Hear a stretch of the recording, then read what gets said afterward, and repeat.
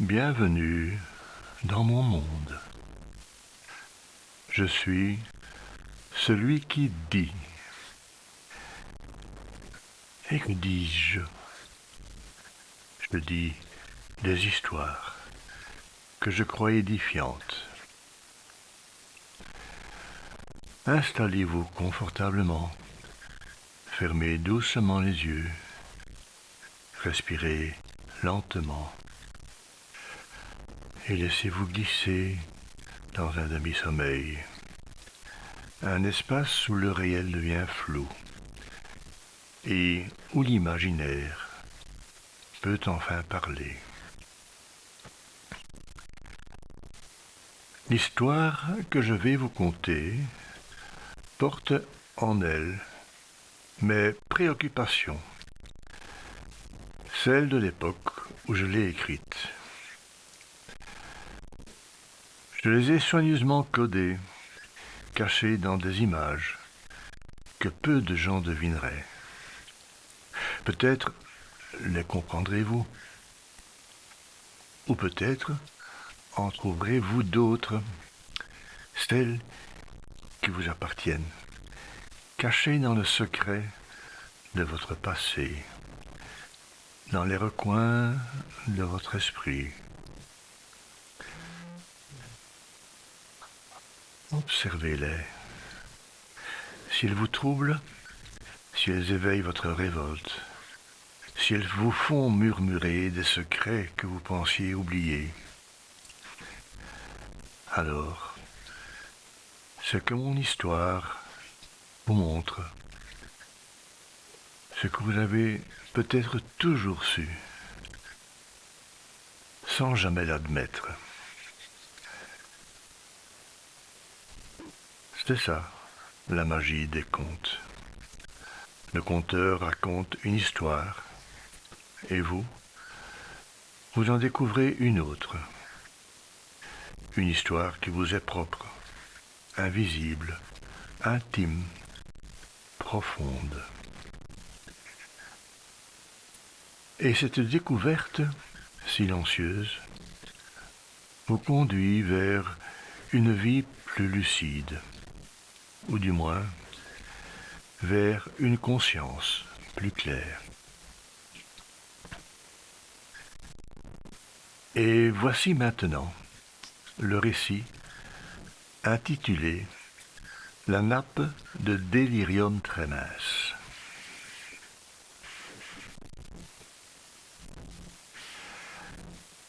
Cette jeune femme était fraîche, belle, intelligente et joyeuse.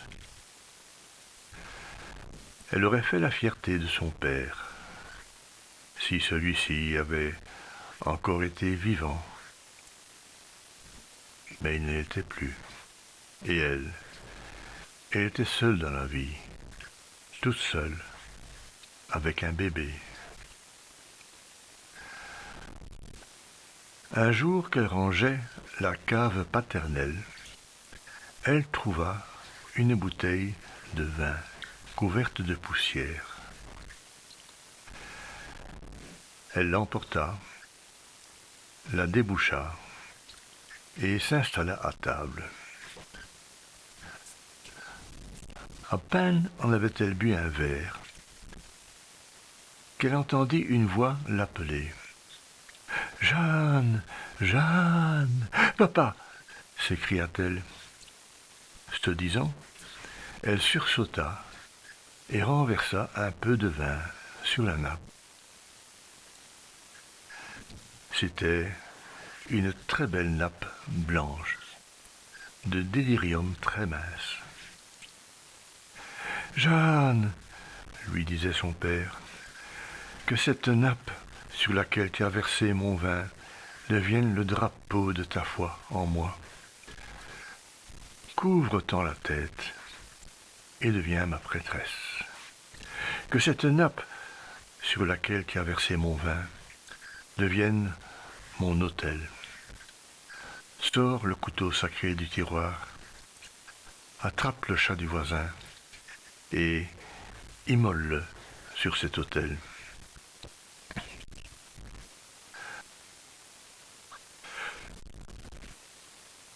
La fille s'exclama et se mit à pleurer. Le chat du voisin? Mais j'aime cet innocent animal. Je l'ai vu naître. Je le nourris en l'absence de ses maîtres. Je joue à la baballe avec lui et à la ficelle lorsqu'il s'ennuie. Ah, il ronronne de plaisir quand je lui chante la chanson douce d'Henri Salvatore. Oh non, je ne peux pas le tuer. Jeanne, mon élu, fais-le en l'honneur de moi, et je serai satisfait. Alors la fille se coiffa de la nappe tachée de vin. Elle sortit le couteau à steak du tiroir. Le chat passait justement devant la fenêtre ouverte. Elle attrapa le chat. Celui-ci se contorsionna, souffla, griffa. Mais la grâce divine toute neuve de la fille était plus forte que la vitalité du chat. Pardonne-moi, lui disait-elle en pleurant, le mal que je m'apprête à te faire, mais je n'obéis en fille soumise.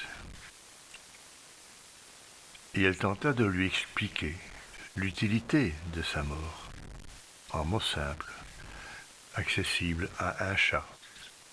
Mais les chats sont des êtres égoïstes, et celui-ci particulièrement était réfractaire aux arguments altruistes du type « c'est pour l'intérêt supérieur de la nation ».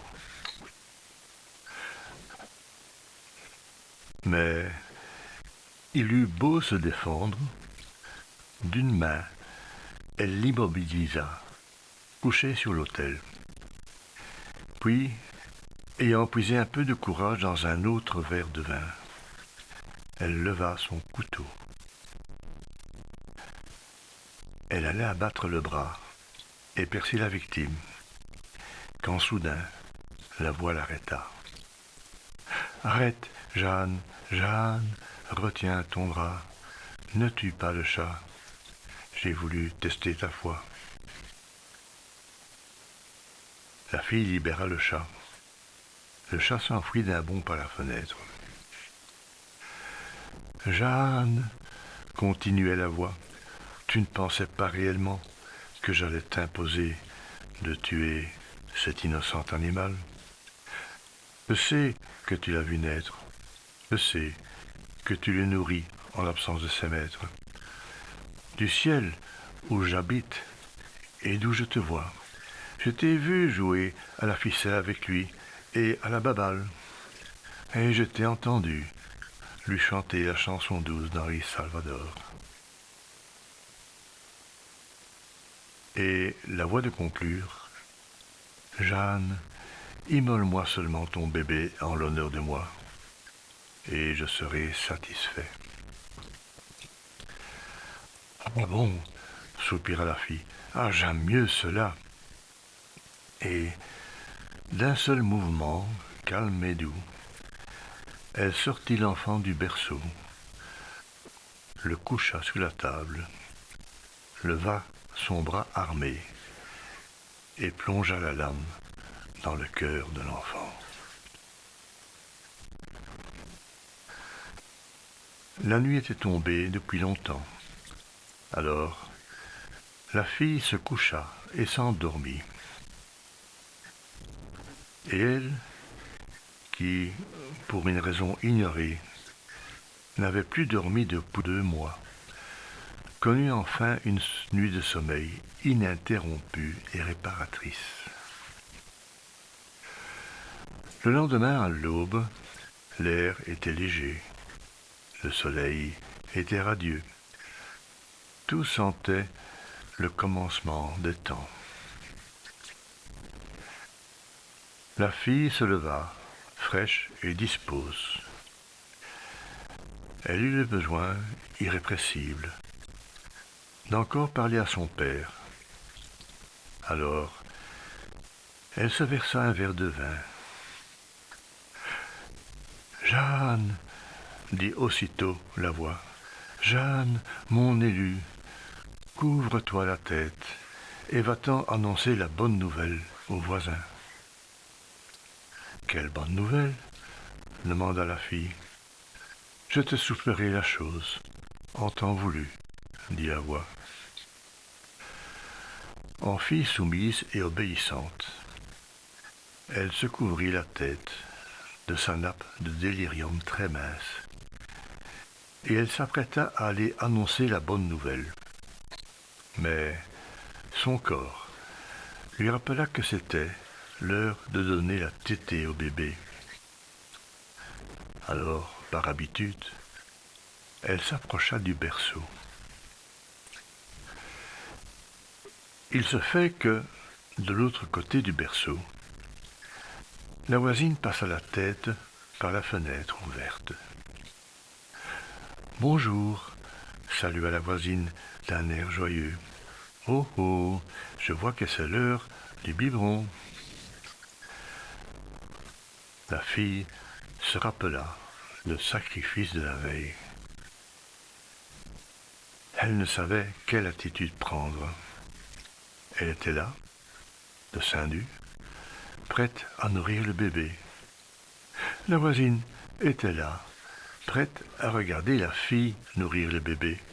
Mais il n'y avait plus de bébé, même plus sur la table de cuisine, d'où il avait disparu. La fille se pencha sur le berceau, inspirant déjà pour crier hypocritement à l'enlèvement, quand elle vit, lové sur la couverture, le chat dormant comme un bienheureux. Alors, le plus naturellement du monde, elle prit le chat, le serra contre elle et lui donna la tétée. La voisine resta là, bouche bée, à contempler le spectacle. Quand ce spectacle fut enfin passé de ses yeux à son cerveau, elle sursauta, cria « Juste ciel !» quitta la fenêtre et ameuta le village au cri de « Miracle, miracle, le bébé s'est transformé en chat !» En un moment, les voisins envahirent la maison pour assister au prodige. Il y eut bien des sceptiques.